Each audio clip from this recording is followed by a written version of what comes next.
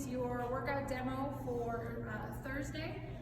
We're going to start with our warm-up, which is going to start with 30 butt kickers, all right? So bringing the heels to the backside for a set of 30, and then you're going to go to the front for 30 hind knees, bringing those knees all the way up into the chest. From there, we're going to go 20 toe taps, so just alternating toe taps, left hand to right foot, right hand to left foot, all right, for a set of 20, 10 each side.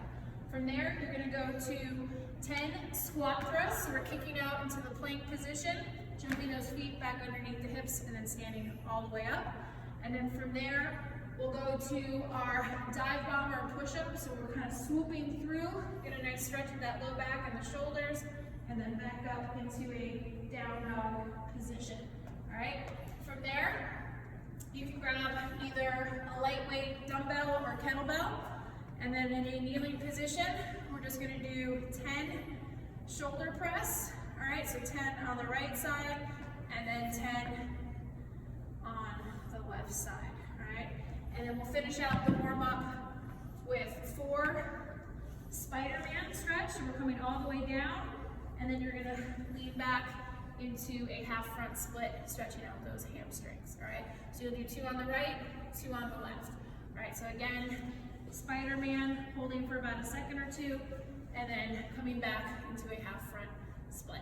All right, so one time through of all that is your warm-up. Then we're going to get into our strength work today. We've got a snatch complex. So if you have a barbell, it's going to be 4 sets of the complex, working at about 75%. And it's going to be 1 hang power snatch, setting up in our hang position. All right, standing nice and tall, we're gonna send the hips back, drive the bar down to either our low hang or high hang position.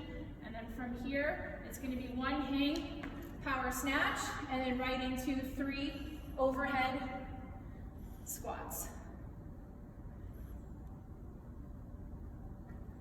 All right, so 4 sets of that complex at 75% of your 1 rep max snatch. All right, so a little bit on the moderate to heavy side. All right, make sure you're resting in between.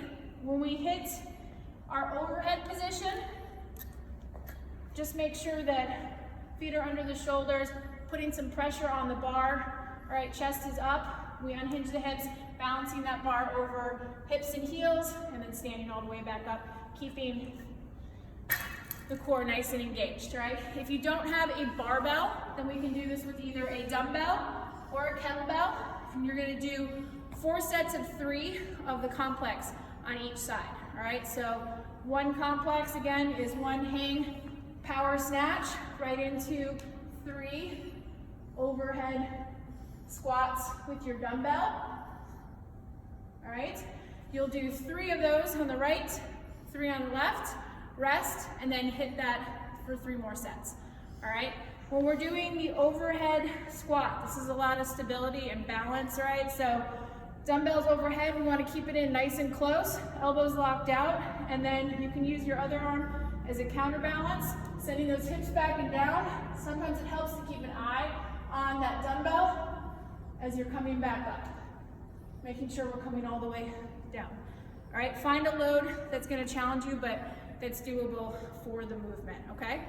And again, it could be a kettlebell, a dumbbell, or even some type of odd object, a jug of something if you have it at home. All right, so that is our strength work for our workout today, or tomorrow, I should say. It's gonna be a 15-minute AMRAP, 60 double unders, and then 30 Russian kettlebell swings, all right? So you're just gonna repeat that 60 and 30 for 15 minutes for as many rounds as you can get. If you do not have a jump rope, all right, then our options are going to be 80 jumping jacks, right? So just in place jumping jacks. If you don't want to do jumping jacks, then you can do 40 2 count or 80 mountain climbers, all right? So the mountain climber, we're down on the floor and we're driving the knee to the forearm, all right? Keeping the butt down, right, as we do this, all right? So this is 1 on each side, all right? And that's a total of 40 or 2 count. For your mountain climbers.